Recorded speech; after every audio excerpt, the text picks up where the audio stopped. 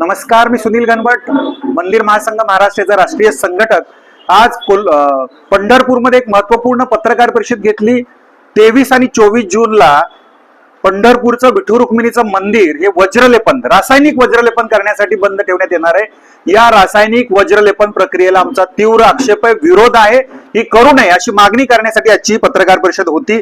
यामध्ये 1988, 2005 त्यानंतर 2020 या कालावधीमध्ये या रासायनिक लेपन प्रक्रिया करण्यात आल्या आणि पुन्हा करून पुन्हा तीच वेळ येते। 2020 ला रासायनिक लेपन प्रक्रिया केल्यानंतर पुरातत्व विभाग, मंदिर समिती या सर्वांनी सांगितलं होतं की पुढची 10 वर्ष टिकेल, मग 3 वर्षातच पुन्हा का वेळ येते? या गोष्टींचा विचार कोणीतरी केला पाहिजे। कोरोना काळात चरण स्पर्श दर्शन बंद असताना सुद्धा मूर्तीची झीज होते, याचाच अर्थ रासायनिक लेपन प्रक्रियेमुळे होतंय का हेही पाहिलं पाहिजे।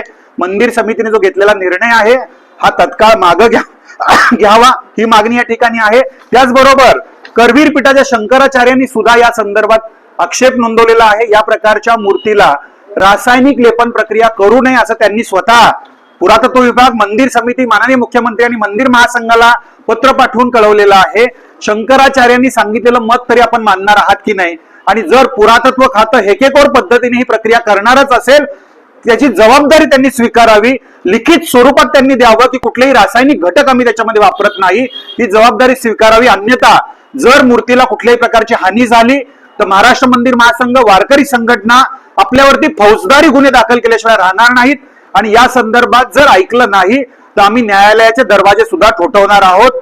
याबाबत, मूर्तीबाबत कुठल्याही प्रकारची हेळसांड, कुठल्याही प्रकारच्या अशा गोष्टी चालणार नाहीत, हा इशारा आम्ही या ठिकाणी देत आहोत।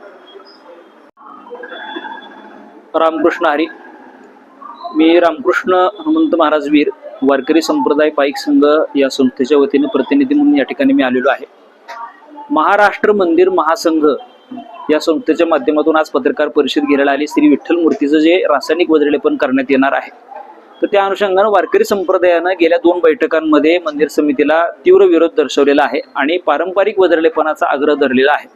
तर त्या अनुषंगानं आज मंदिर महासंघानं सुद्धा हीच भूमिका घेऊन आचार्य शंकराचार्य करवीर पीठाचं पत्र देखील आणलेलं आहे की रासायनिक वज्रलेपन प्रक्रियेला त्यांनी विरोध दर्शवला आहे। वारकरी संप्रदायाचा जसा विरोध आहे तसा आचार्यांनी विरोध केलेला आहे, त्याचा मान सन्मान राखून मंदिर समितीनं तात्काळ या ठिकाणी ही तात्काळ रासायनिक वज्रलेपन प्रक्रिया थांबवली पाहिजे आणि पारंपरिक वज्रलेपनाची जी प्रक्रिया आहे त्याच्यासाठी मतं मागून तोच वज्रलेप करण्याची भूमिका या ठिकाणी घेतली पाहिजे असं आमची मागणी आहे। आणि जर या प्रक्रियेला मनमानी पद्धतीने पुढे नेण्याचा प्रयत्न झाला, महाराष्ट्र मंदिर महासंघ न्यायालयीन प्रक्रियेमध्ये जी काही गोष्टी करणार आहेत त्याला वारकरी संप्रदायाचा निश्चित पाठिंबा असणार आहे।